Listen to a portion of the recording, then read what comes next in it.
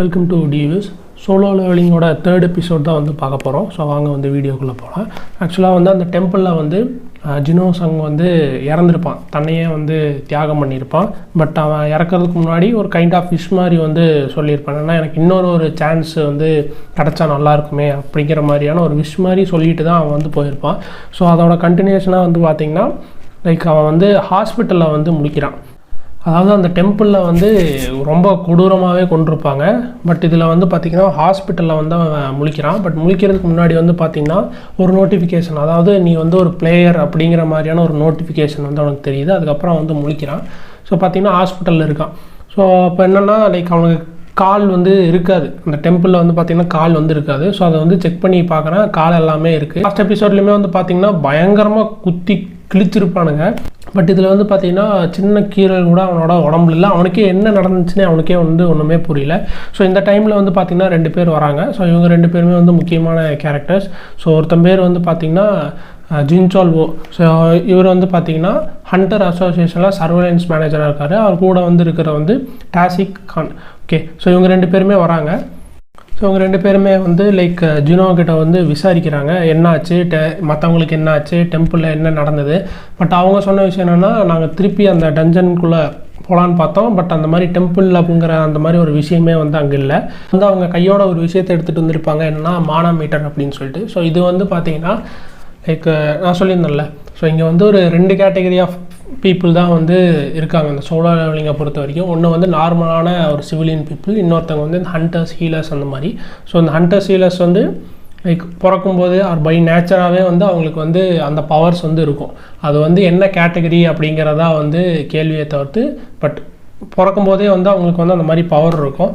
So இது ஏன் எடுத்துகிட்டு வந்திருக்காங்க அப்படின்னு பார்த்தீங்கன்னா, இந்த மாதிரி ஒரு சில டைம் இந்த மாதிரி டஞ்சனுக்குள்ளே போயிட்டு வரும்போது அவங்களுக்கு வந்து செகண்ட் அவேக்கனிங் வந்து நடக்கும். இதுக்கு முன்னாடியே வந்து சொல்லியிருப்பேன் என்னென்னா, நீங்கள் வந்து ஒரு ஸ்பெஷல் ட்ரைனிங் எடுத்து வேறு ஏதாவது வந்து பண்ணி உங்களால் உங்களோட பவரை வந்து இன்க்ரீஸ் பண்ணிக்க முடியாது. அதாவது ஒரு E ரேங்க் ஹண்டர் வந்து A ரேங்க் ஹண்டராக மாறுறது, இல்லை A ரேங்க் வந்து S ரேங்க் ஹண்டராக மாறுறது, இந்த மாதிரி எல்லாமே வந்து ஒரு ட்ரைனிங் மூலிமாலாம் இன்க்ரீஸ் பண்ணவே முடியாது. ஒன்ஸ் அது வந்து உங்களுக்கு இதுதான் அப்படின்னா இந்த ரேங்க் தான் நீங்கள். ஓகே, பட் இந்த செகண்ட் அவேக்கனிங் மூலமா என்ன ஆகும்னா, ஒரு சில டைம் வந்து உங்களுக்கு வந்து அந்த ஸ்பெஷல் பவர் கிடைக்கிறதுக்கான சான்ஸ் வந்து இருக்குது. ஸோ அதனால் வந்து தான் இந்த மானாமீட்டர் வச்சு அவனை டெஸ்ட் பண்ணுறாங்க. ஸோ அவனுமே வந்து ரொம்ப ஆச்சரியமாக இருக்கான், ஓகே நம்மளுக்கு ஏதோ பவர் வருது போல் அப்படின்னு. பட் அதை டெஸ்ட் பண்ணி பார்க்கும்போது தான் தெரியுது அவனோட என்ன சொல்கிற ஸ்கோர் வந்து வெறும் 10 தான். ஆக்சுவலாக நார்மலான E ரேங்க் ஹண்டர்ஸ்க்கே வந்து 70 இருக்கும். இப்போ இவன் வந்து ஆனால் இவனுக்கு 10 தான் இருக்குது. அப்போ நீங்களே புரிஞ்சுக்கலாம் இவன் எவ்வளோ பெரிய வீக்கான ஒரு ஹண்டர் அப்படின்னு.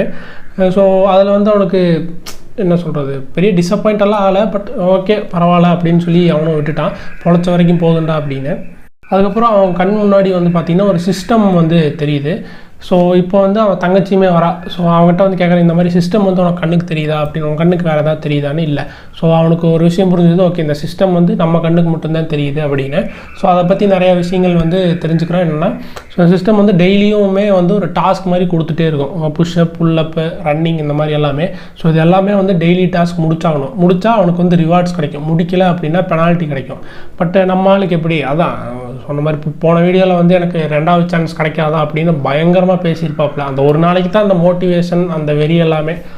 அடுத்த நாள் காலையில் எழுந்திரிச்சோம் அப்படின்னா அவ்வளோதான், திருப்பி சோம்பேறித்தனமாக படுத்துருவோம். ஸோ அதே மாதிரி தான் ஹாஸ்பிட்டலில் இருக்கேன், நான் எப்படி இதெல்லாம் பண்ண முடியும், வாங்கடா அப்படின்னு சொல்லிட்டு அவன் படுத்துட்றான். ஸோ இதுக்கு பேரலாக வந்து பார்த்தீங்கன்னா ஒரு கேட் வந்து ஓப்பன் ஆகுது. ஓகே, ஸோ நடு ரோட்டில் ஒரு வந்து கேட் வந்து ஓப்பன் ஆகுது. அதுக்கப்புறம் வந்து அந்த டெய்லி டாஸ்க்குமே வந்து ஒரு குறிப்பிட்ட டைம் இருக்கும். அது டெய்லி டாஸ்க், ஓகேவா. ஸோ அந்த டைம் வந்து முடியுது. இப்போ வந்து பார்த்தீங்கன்னா பெனால்ட்டி. அது என்ன பெனால்ட்டினா, ஆக்சுவலாக வந்து அது வந்து ஒரு வேறு ஒரு டைமென்ஷனுக்கு வந்து அவனை இழுத்துட்டு போய் 4 மணி நேரம் அவன் வந்து சர்வைவ் ஆகணும். அதில் மட்டும் அந்த செத்தான் அப்படின்னா அவனோட லைஃபே காலி. ஸோ 4 மணி நேரம் அவன் எப்படியாவது அந்த ஒரு ஜந்துக்கிட்ட இருந்து தப்பிக்கணும்.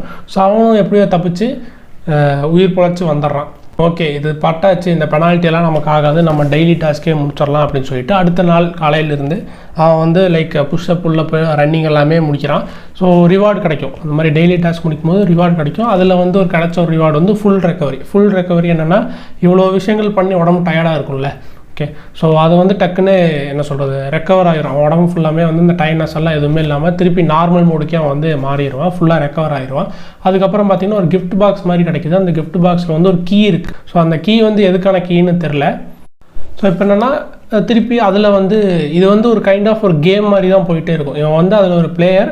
ஸோ அந்த கேமில் என்னென்ன விஷயங்கள் ஒரு ஆஸ் அ பிளேயராக வந்து ஆடணும்ல, ஸோ அந்த மாதிரி விஷயங்கள் போயிட்டே இருக்கும். இப்போ அந்த பிளேயர் கையில் வந்து அதாவது ஜினோ கையில் வந்து ஒரு கீ இருக்குது. ஸோ இதை வச்சு அவன் ஒரு விஷயத்தை ஓப்பன் பண்ணணும். இப்போ வந்து ஒரு ஸ்டேஷனுக்கு வந்து போகிறான், ஒரு சப்வே. ஓகே, ஸோ அங்கே வந்து பார்த்திங்கன்னா தான் அந்த கீ வந்து வேலை செய்யுது. ஸோ அந்த கீயை போட்டு அவன் உள்ளே போகிறான். பட் அந்த சைட்லேருந்து மக்கள் வராங்க. பட் அது எதுவுமே வந்து இவங்க கண்ணுக்கு தெரியவே இல்லை. பட் ஜினோ வந்து அதுவுமே ஒரு கைண்ட் ஆஃப் ஒரு டஞ்சன் மாதிரி தான். அது கீழே போகிறான். போய் பார்த்தா அங்கே வந்து நிறையா இந்த மேஜிக் பீஸ்ட்டு, இந்த ஓநாய்கள், வேட்டை நாய்கள் எல்லாமே கூட சண்டை போடுற மாதிரி இந்த எபிசோடு வந்து முடிச்சிருப்பாங்க. அதாவது இந்த ஜினோ கேரக்டருக்கு வந்து ஒரு நல்ல ஒரு ஸ்டார்டிங் பிளாட் வந்து கொடுத்துருக்காங்க. ஸோ நெக்ஸ்ட் எபிசோட் 4ல் வந்து நம்ம மீட் பண்ணுவோம். மறக்காமல் சப்ஸ்கிரைப் பண்ணிக்கோங்க. தேங்க்ஸ் ஃபார் வாட்சிங்.